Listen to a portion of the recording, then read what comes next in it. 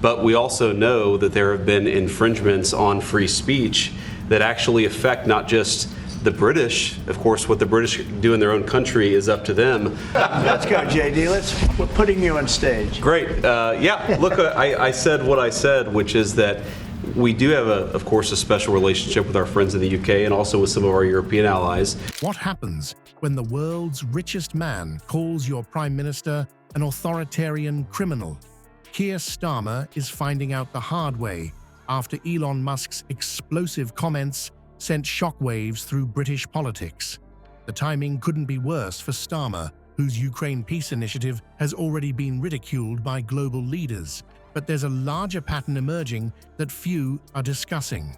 As Musk points out, British citizens are being arrested for memes, while Starmer's government pushes policies that threaten free speech.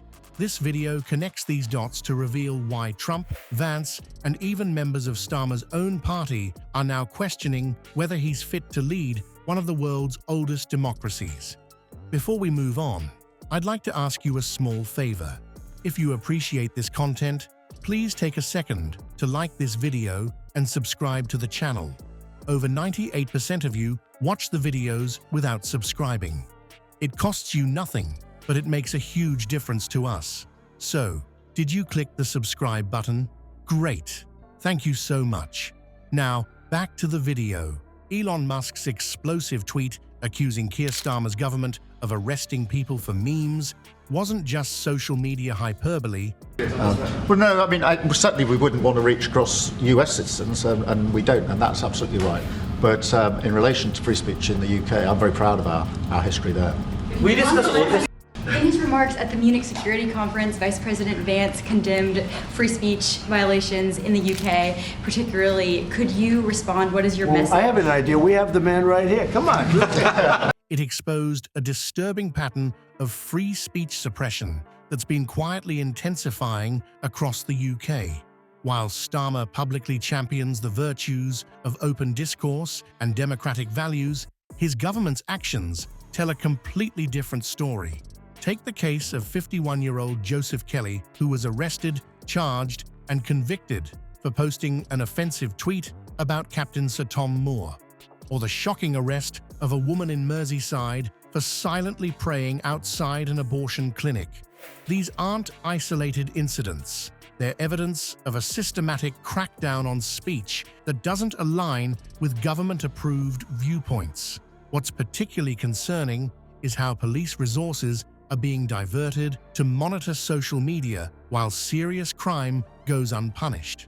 Freedom of Information requests revealed that UK police forces have established specialized online hate speech units with millions in funding, while simultaneously releasing violent offenders early due to prison overcrowding.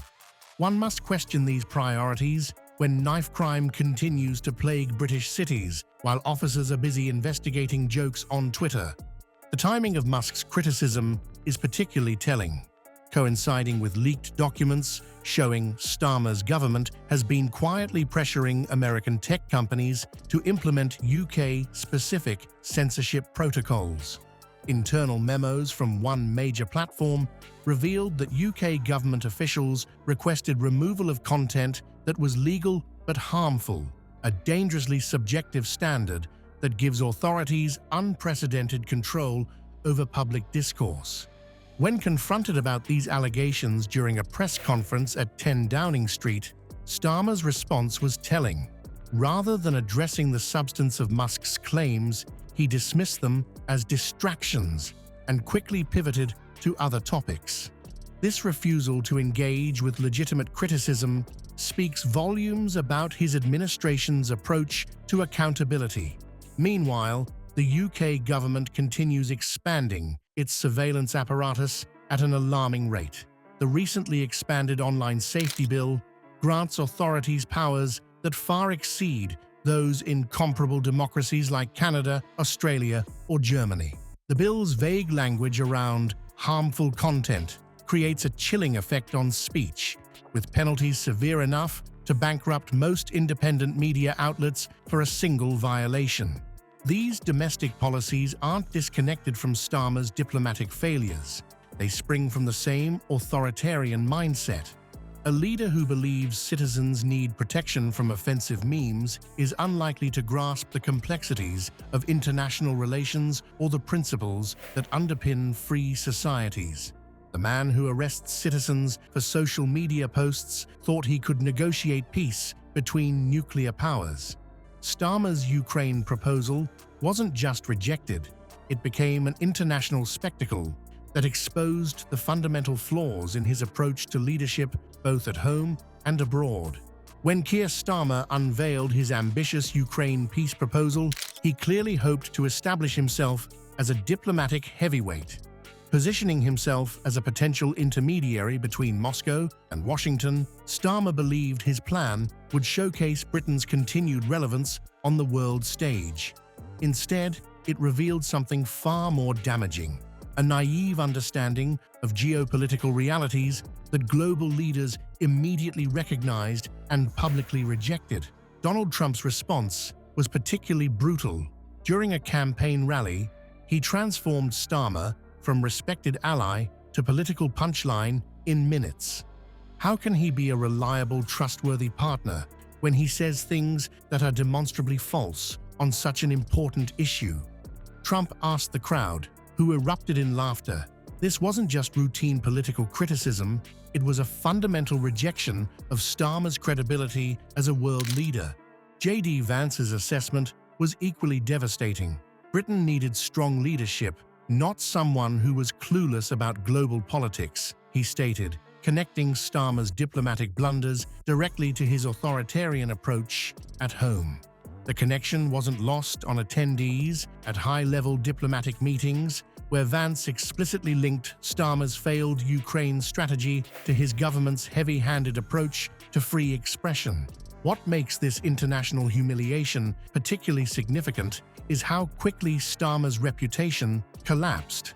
Global leaders, who might typically show public solidarity while expressing concerns privately, instead chose to openly mock the British Prime Minister. This unprecedented breakdown in diplomatic courtesy signals how deeply concerning they find Starmer's fundamental approach to governance. Rather than acknowledging these missteps, Starmer doubled down, defending his failed strategy even as polling showed public confidence in his leadership plummeting.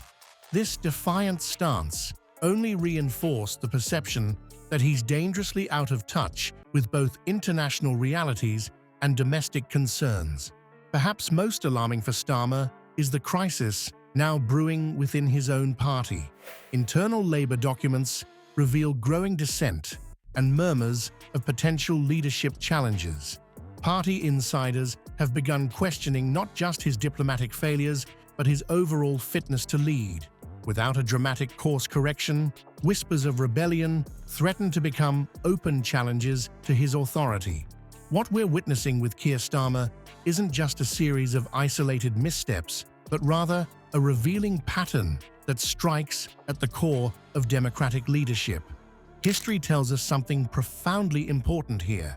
UK political leaders who face this level of international criticism typically experience dramatic declines in public support. The data shows Starmer following this exact trajectory, with confidence plummeting among both the British public and Labour Party insiders. The fundamental issue isn't whether Starmer can weather Musk's criticism, it's whether his party can justify continuing to back a leader whose authoritarian instincts have been exposed on the world stage. The historical precedent suggests a grim outlook. Leaders who combine domestic policy failures with foreign diplomatic disasters rarely recover their standing. Starmer now stands at a critical crossroads. He can acknowledge his fundamental misunderstanding of democratic principles and course correct, or he can double down and risk cementing his legacy as the leader who betrayed Labour's democratic values. As internal party challenges mount, the choice becomes increasingly clear: adapt or face political extinction.